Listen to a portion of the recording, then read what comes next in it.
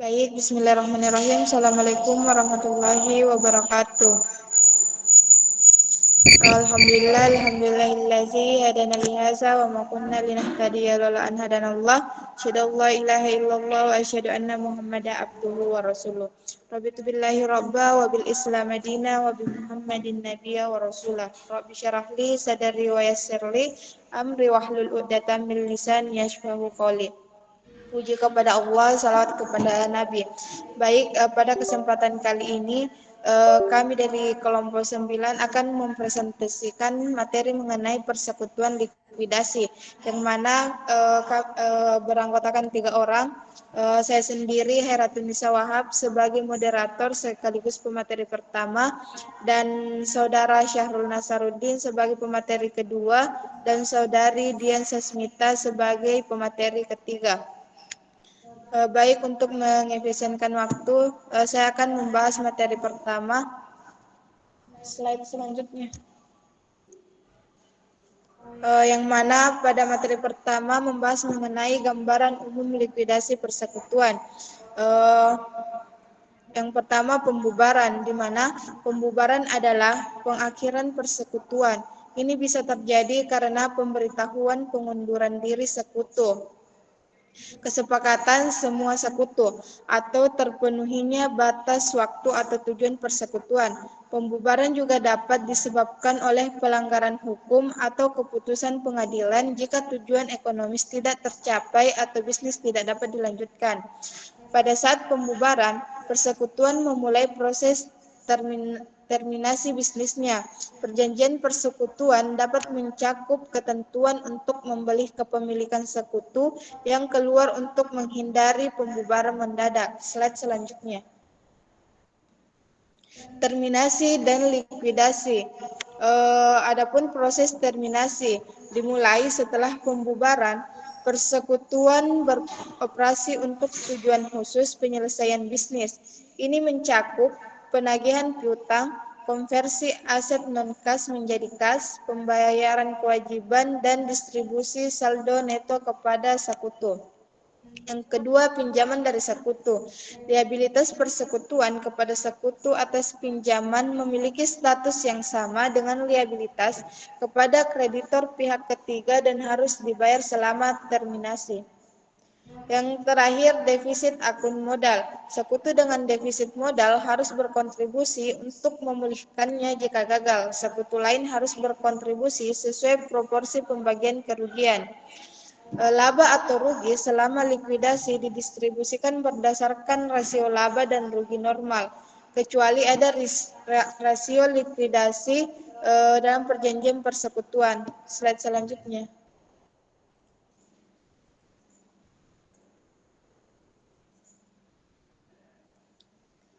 Adapun laporan realisasi dan likuidasi persekutuan. Tujuan laporan ini mengarahkan dan meringkas proses likuidasi persekutuan menjadi dasar pembuatan ayat jurnal untuk mencatat likuidasi.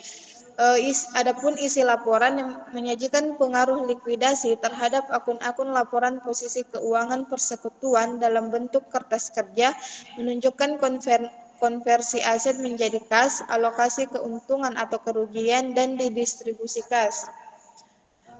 Pentingnya laporan ini adalah fitur dasar akuntansi untuk likuidasi persekutuan, memberikan gambaran yang jelas tentang seluruh proses keuangan. Laporan ini dikenal sebagai laporan likuidasi dan sangat penting untuk transparansi dan akuntabilitas dalam bisnis. Materi selanjutnya akan dibahas oleh saudara Syahrul Nasaruddin. Terima kasih atas kesempatan yang telah diberikan oleh moderator.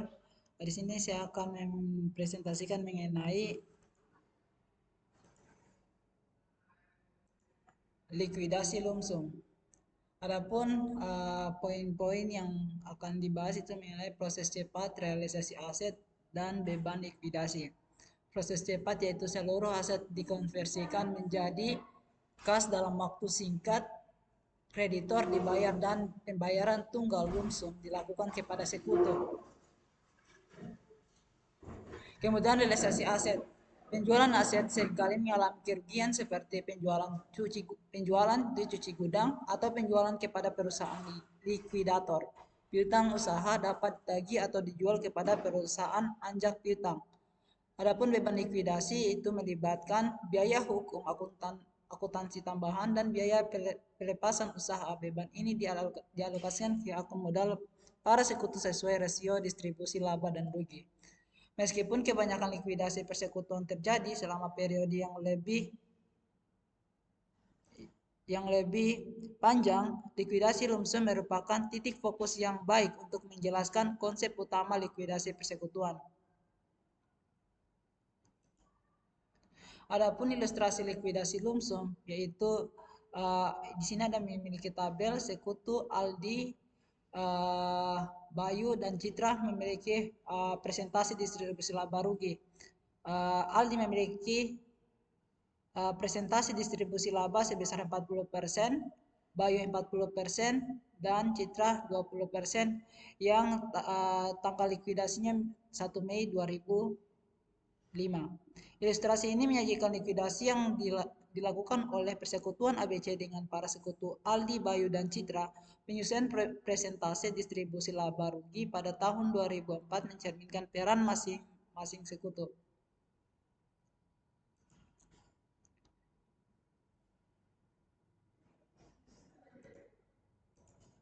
Saya kembalikan ke moderator.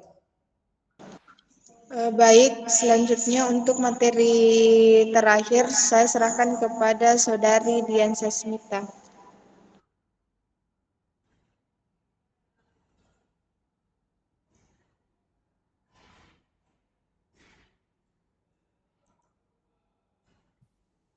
Baik, terima kasih atas kesempatannya moderator. Di sini saya akan menjelaskan likuidasi bertahap. Nah, likuidasi bertahap ini adalah ilustrasi yang digunakan dalam likuidasi lumsum dari persekutuan ABC. Sekarang juga digunakan untuk mengilustrasikan likuidasi secara bertahap atau berangsur. Nah, likuidasi bertahap ini umumnya memerlukan beberapa bulan untuk menyelesaikan dengan tujuan memperoleh realisasi aset sebesar mungkin.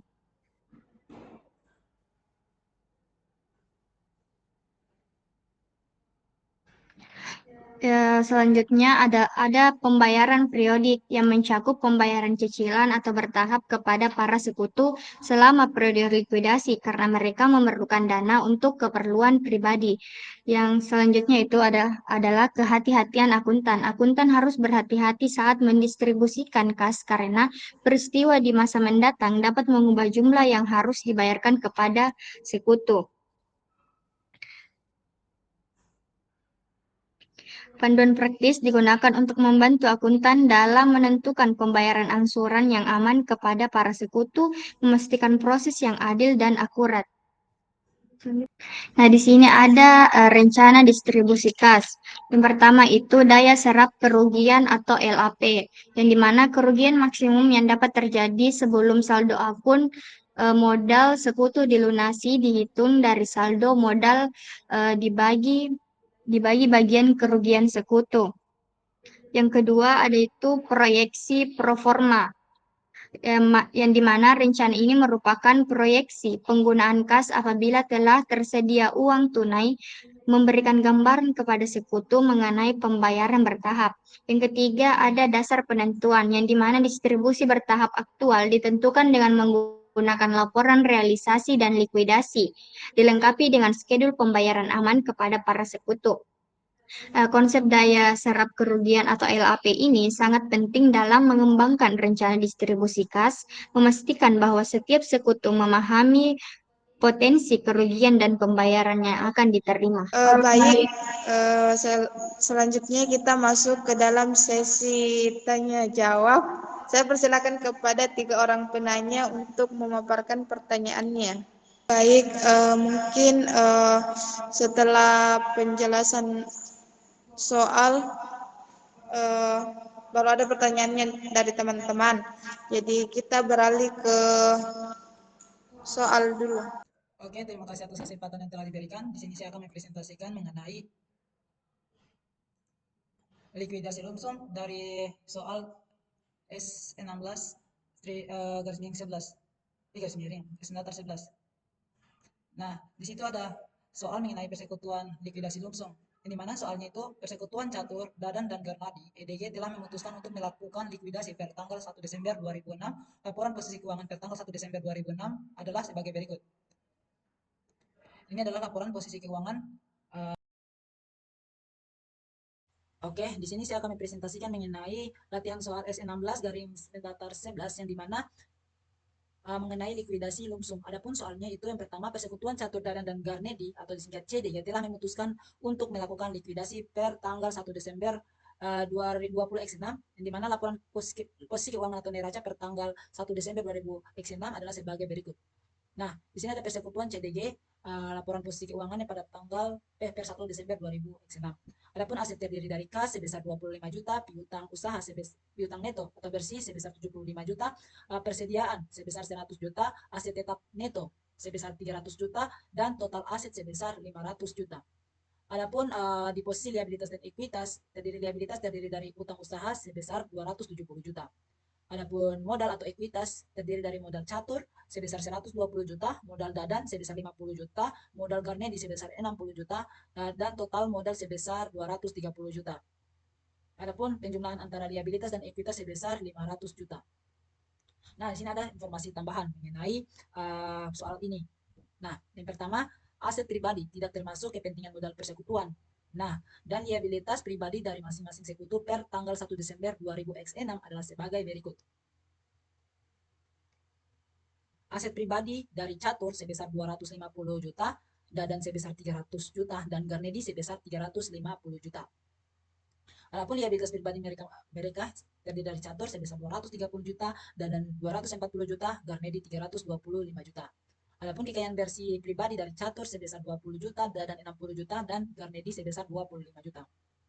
Informasi tambahan kedua, yang pertama, catur, Dadan, dan Garnedi membagi keuntungan dan kerugian dengan rasio masing-masing 20/40/40, di mana informasi tambahan ketiga yaitu saluran aset non-kas dijual pada tanggal 10 Desember 2006 sebesar 260 juta. Nah, ini pertanyaannya disuruh pertama buatkan laporan realisasi dan likuidasi persekutuan CDG tanggal 10 Desember 2006. Ini adalah cara, nah di sini adalah cara pengerjaan mengenai soal bagian A. Ini saya akan hapus dulu supaya bagaimana kita tahu cara pengerjaan mengenai laporan realisasi dan likuidasi persekutuan menggunakan likuidasi lump sum dari soal ini. Yang pertama, saldo kita itu harus mengetahui dulu tahap-tahap untuk pengerjaannya. Yang pertama, kita harus tahu dulu tahapan pertama, yaitu pertama saldo sebelum likuidasi 1 Desember, kemudian kita menuju penjualan aset dan distribusi kerugian sebesar tergantung penjualan aset nanti, kemudian pembayaran untuk kreditor, kemudian kondisi modal defisit Dadan, kontribusi modal defisit Garnedi, dan distribusi sekutu yang insolven. Kemudian setelah kita mengetahui ini, maka nanti kita bisa menyusun di laporan kekayaan bersih para sekutu per 10 Desember 2006. Nah, kita mulai pengerjaannya mengenai kas dari laporan realisasi dan likuidasi persekutuan 1 Desember dulu ya. Pertama, kas sebesar, kita lihat di laporan posisi keuangan, yang dimana ada di aset sebesar 25 juta. Kemudian aset non-kas sebesar sama dengan, ini kita harus jumlahkan piutang usaha neto, persediaan, aset tetap neto. Sama dengan, supaya untuk kita menjumlahkan sama dengan ini tambah ini tambah ini. Sebesar 475 juta. Kemudian kita masuk ke liabilitas pada tanggal per 1 Desember 2006. Liabilitas sebesar, kita lihat lagi di posisi keuangannya sebesar 270 juta. Kemudian modal catur sebesar sama dengan, lihat lagi di posisi keuangan, ini adalah minus karena dia berada di akun modal sebesar, ini juga liabilitas berada di posisi sebelah kredit, jadi minus. Kita kasih anggap saja ini minus, itu adalah posisi kredit. Sama dengan untuk modal Dadan sebesar 50 juta dan modal Garnedi sebesar 60 juta. Nah, kita sudah mengetahui saldo sebelum likuidasi 1 Desember 2006. Selanjutnya kita harus menjual keseluruhan aset kita yang bersifat seluruh aset kita yang bukan yang selain kas. Nah, tadi ada info tambahan yang dimana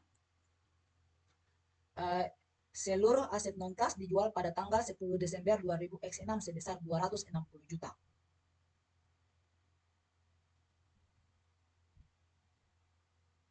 Seluruh aset non kas dijual sebesar 260 juta. Ini sebenarnya kan di sini harganya 475 juta, namun yang hanya bisa didapatkan dari aset non kas sebesar 260 juta. 260 juta. Nah, di sini jadi aset non kas aset non kas kita habis. 400 yang mengakibatkan aset non kas kita habis dengan minus 475. Oke, nah, jadi kerugian yang kita dapat sebesar 215 juta. Nah, 215 juta harus masing-masing sekutu akan mendapatkan apa kerugian itu, apa ya,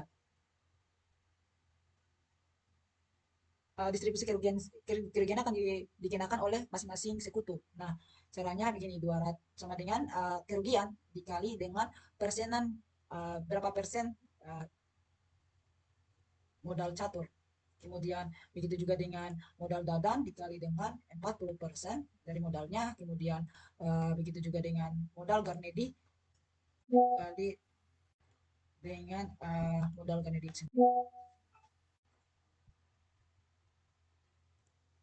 Oke, lanjut. Selanjutnya kita jumlahkan keseluruhan dari hasil dari saldo sebelum likuidasi 1 Desember dijumlahkan dengan hasil dari penjualan aset dan distribusi kerugian sebesar 215 juta tadi. Sama dengan ini ditambah ini sebesar 218, aset kita sebesar 280 juta, kemudian aset non kas kita habis, kemudian liabilitas kita tetap 270 juta, kemudian modal charter sebesar 77 juta, kemudian modal dadan sebesar 136 juta, dan modal Garnadi sebesar 146 juta. Adapun pembayaran untuk kreditor sebesar 270 juta, yang dimana masing-masing sekutu akan menggunakan, masing-masing kita menggunakan ini apa namanya, kas kita, kas perusahaan persekutuan itu sama dengan uh, 270 sama dengan ini 270 juta, 270 juta kita habis, jadi posisi debit, jadi 270 sama dengan 270 juta debit. Kemudian kita jumlahkan antara kas kita dan pembayaran untuk kreditor. Jadi sisa kas kita sebesar 15 juta, kemudian aset non kas kita habis memang, kemudian liabilitas kita juga habis karena sudah telah dibayarkan tadi, kemudian modal catur tetap 77 juta, begitu juga modal dadan dan modal Garnadi. Nah, kita masuk sekarang di kontribusi modal defisit dadan. Oh, tapi salah, ini persen minus. Coba. Ini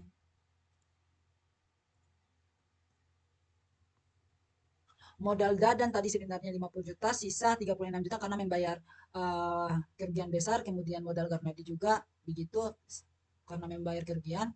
Jadi total modal dadan tadi yaitu minus 36 juta dan 26 juta Garnadi. Adapun kontribusi modal defisit dadan, kita harus menggunakan uang pribadi untuk menutupi utang tadi yang di liabilitas tadi, karena dia memiliki modal 40%, jadi otomatis ini jadi debit, jadi modal berkurang, modal persekutuan itu berkurang sama dengan kita ambil di sini ya, 60 juta, 60 juta, 60 juta, 60 sama dengan ini dikurang dengan 36 juta. Dia pakai menggunakan dana pribadi. Tidak. Gimana ya? Ini saja untuk tersirat 36 juta. Kemudian sebesar ini Dadan sebesar 36 juta, jadi minus habis utang modal Dadan 36 sama dengan minus. Nah, begitu juga dengan apa namanya? Modal Garnati sama dengan minus 26 juta, tapi dia memiliki namanya dia insolven ini apa Garnati karena utangnya itu 26 juta tapi sisa asetnya 25 juta. Otomatis utang yang masih dihasilkan oleh Garnadi itu sisa 1 juta, maka itu dialokasikan ke ini dia apa namanya catur, catur sebesar 1 juta, 1 juta sama dengan minus 1 juta. Kemudian ini juga jadi positif 1 itu 6. Otomatis ini kas berkurang. Ini yang 25 juta. 25 juta. Positif.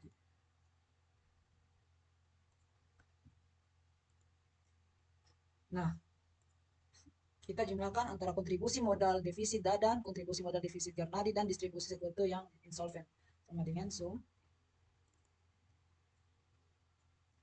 76 juta, kasnya 76 juta, kemudian aset non kas sebesar 0, tinggal diturunkan tahu saja, kemudian debitas juga habis, kemudian modal catur berkurang jadi 76 juta, dan modal Dadan habis, kemudian begitu juga modal Garnadi.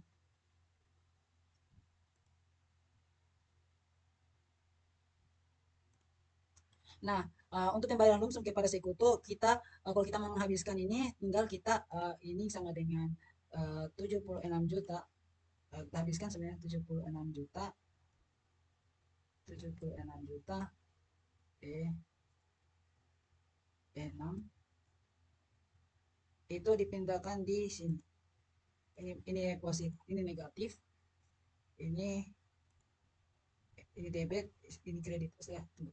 Ini debit sama dengan dia maksudnya likuidasi, distribusi, dan persekutuan sama dengan minus dengan ini debit, kemudian ini kredit. Adapun untuk kontribusi untuk persekutuan sebesar mohon maaf ini tadi salah, yang dimana ini bukan diambil dari sini, tetapi ini diambil dari sama dengan 76 juta dari modal catur posisi debit karena untuk menghapuskan, kemudian kas berkurang, perusahaan berkurang, jadi sama dengan 76 juta X positif ini kita positif, otomatis ini akan berkurang juga. Adapun modal Madan itu untuk liabilitasnya sisa sama dengan 36 juta dan Garnadi sebesar 25 juta habis. Jadi total keseluruhan dari pembayaran lumsum kepada sekutu itu sama dengan ini ditambah ini. Itu jadi habis karena telah dibayarkan tadi. Kemudian ini ini telah dibayarkan, kemudian ini dari sini. Jadi total dari catur itu habis, kemudian untuk total dari kekayaan bersih 10 Desember sebesar 20x6 sama dengan ini tambah ini. Total kekayaan bersih itu catur sebesar 96 juta dan sebesar 60 juta, sumpah deh, sama dengan sebesar 96 juta, dan sebesar 24 juta, dan ganti habis. Oke, itulah cara pengerjaan mengenai persekutuan CDJ. Jika ada kesalahan, bisa diberitahu kepada kami. Terima kasih. Terima kasih atas kesempatannya. Di sini saya akan menjelaskan likuidasi bertahap. Nah, di bawah ini sudah ada neraca saldo persekutuan MUN pada tanggal 30 April 2001 disajikan. Di bawah ini juga ada presentasi laba dan rugi disajikan dalam neraca saldo persekutuan MUN bertanggal 30 April 2001. Nah, di neraca saldo ini ada kas, piutang usaha, persediaan, aset tetap yang berada di posisi sebelah debit, yang dimana kas senilai 15 juta, piutang usaha sebanyak 85 juta, persediaan 82 juta, dan aset tetap sebanyak 120 juta.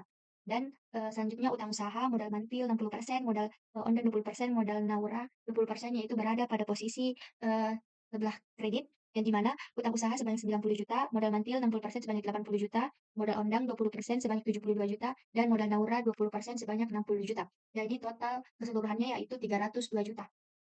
Nah, selanjutnya persekutuan ini dalam proses likuidasi, dan berikut adalah aktivitas likuidasinya. Nah, yang pertama, piutang usaha yang ditagih pada bulan Mei yaitu sebanyak 40 juta, Juni sebanyak 28 juta, dan Juli sebanyak 13 juta. Aset non kas yang dijual ada nilai buku, harga jual, dan utang usaha yang dibayar. Yang dimana nilai buku pada Mei yaitu 44 juta, Juni 35 juta, dan Juli 123 juta. Harga jual Mei 50 juta, Juni 30 juta, dan Juli 80 juta. Harga utang usaha yang dibayar yaitu Mei 65 juta, Juni 25 juta, dan Juli itu tidak ada. Selanjutnya biaya likuidasi yang dibayar selama sebulan yaitu Mei 3.500.000, Juni 3 juta, dan Juli 2.500.000. Dan diantisipasi untuk sisa proses likuidasi yaitu Mei 6 juta dan Juni yaitu 4 juta. Nah, selanjutnya kita masuk pada laporan realisasi dan realisasi anggaran likuidasi bertahap persekutuan MON.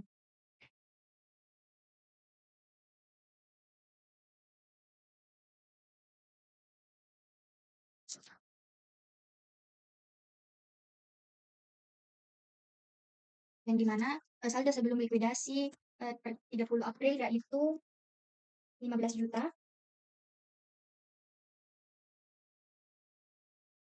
Piutang sebanyak 85 juta.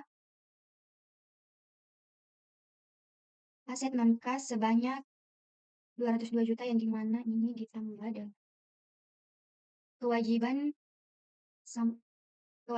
senilai 90 juta. Modal mantil sebanyak 80 juta. Ondang sebanyak 72 juta, dan naura sebanyak 60 juta. Selanjutnya, piutang usaha tak tertagih pada bulan Mei yaitu sebanyak 40 juta.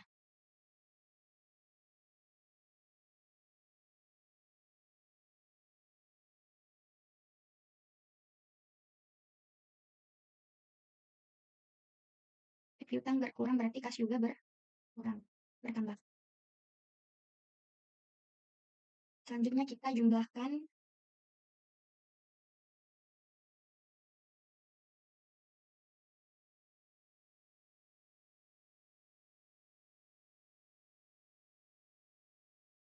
penjualan aset non kas dengan keuntungan sebanyak 6 juta.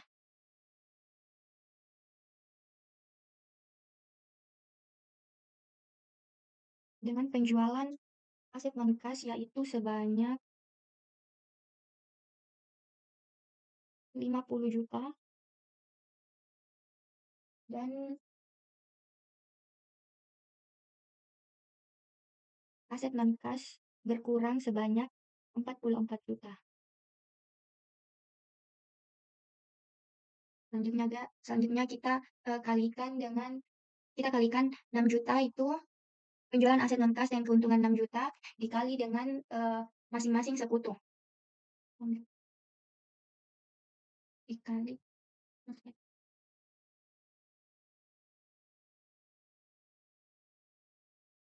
6 juta dikali 60%. 6 juta dikali 20%. Begitu juga dengan Naura, 6 juta dikali dengan 20%. Selanjutnya kita totalkan keseluruhan.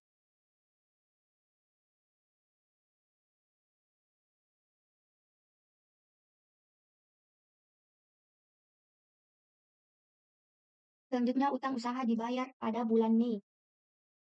Utang usaha yang dibayar pada bulan Mei yaitu sebanyak 65 juta. Kas berkurang. Wah, ini minus karena kasnya berkurang. Berarti kewajiban juga.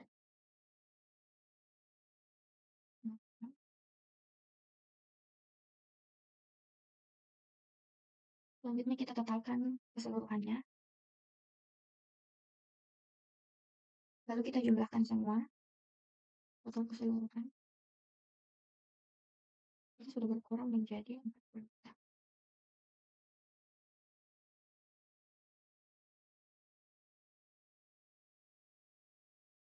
Selanjutnya pembayaran beban likuidasi pada bulan Mei.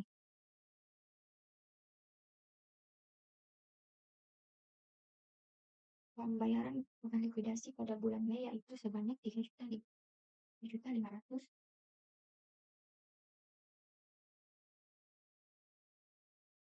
Selanjutnya 3 juta pembayaran beban likuidasi itu juga dibagikan pada masing-masing sekutu. Jadi kita kalikan per masing-masing sekutu ya teman-teman, yaitu di mana mentil sebanyak 60%, jadi 3.500.000 dikali dengan 60%. Ondang sebanyak 20%.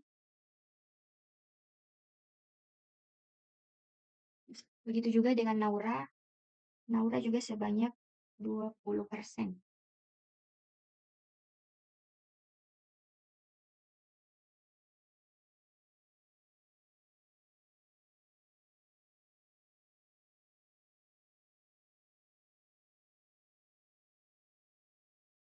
Selanjutnya kita totalkan secara keseluruhan.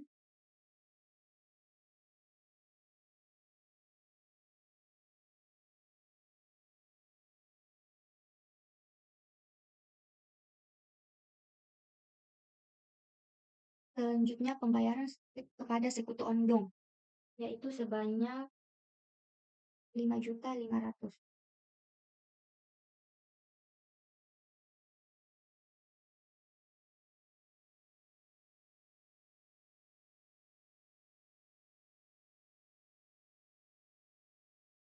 Ini juga sama.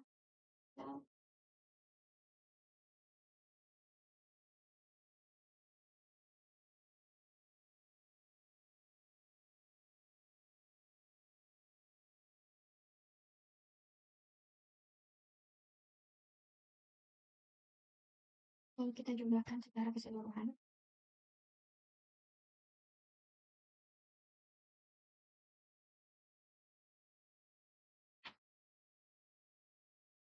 Tidak.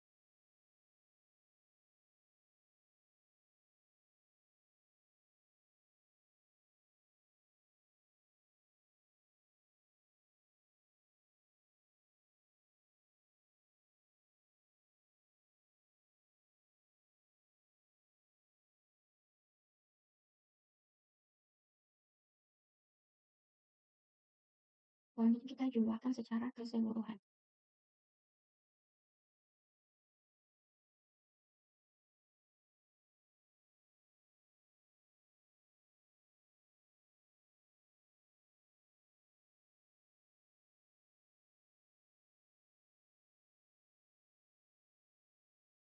Baik, selanjutnya mungkin saya akan menjelaskan secara lebih singkat ya teman-teman, karena kita mempersingkat waktu, yaitu di mana pada bulan Juni piutang usaha tertagih.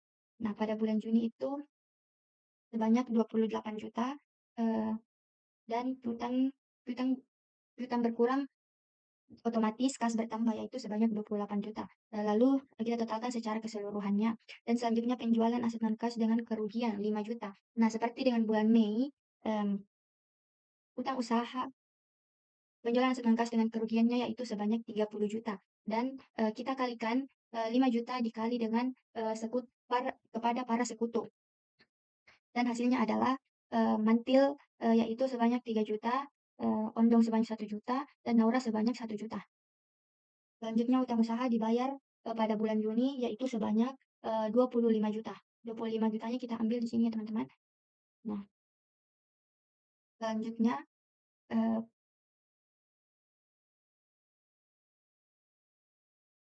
kewajiban bertambah yaitu berarti kas juga ikut berkurang.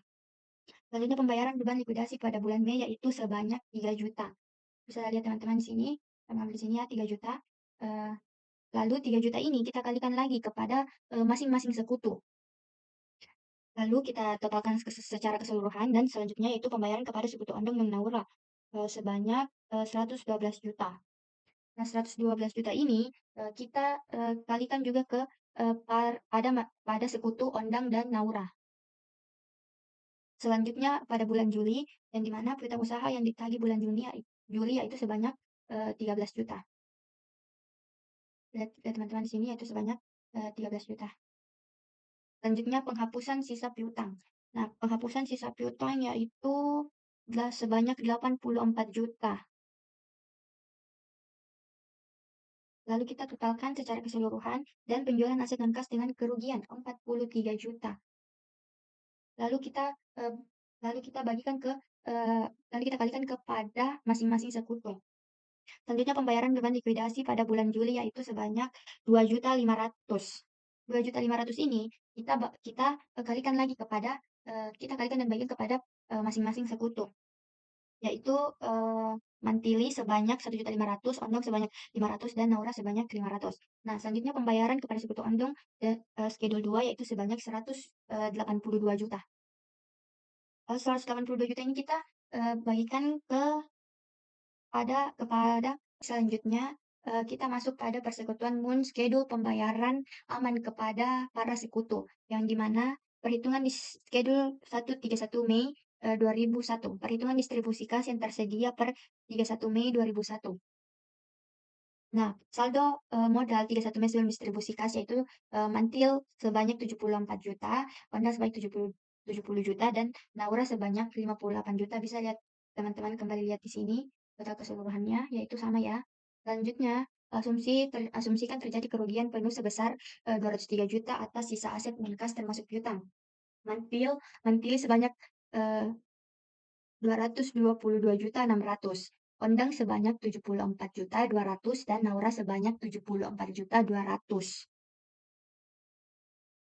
Gimana kita mendapatkan nilai ini yaitu dengan 203 juta dikalikan dengan masing-masing sekutu yaitu Mantili 60%, Ondang 20%, dan Naura sebanyak 20%.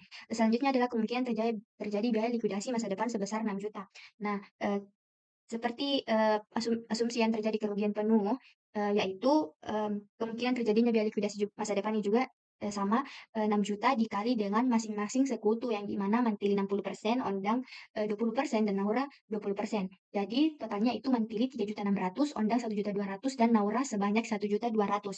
Jadi totalnya yaitu schedule 131 Mei 2001 yaitu Mantili sebanyak 151.900.000, Ondang sebanyak 5.300.000, Naura sebanyak 17.300.000.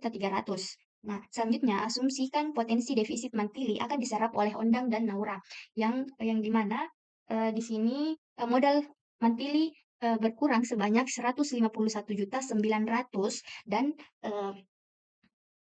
untuk Ondang dan Naura kita bagi dua. Kita bagi rata jadi hasilnya yaitu 75.950.000.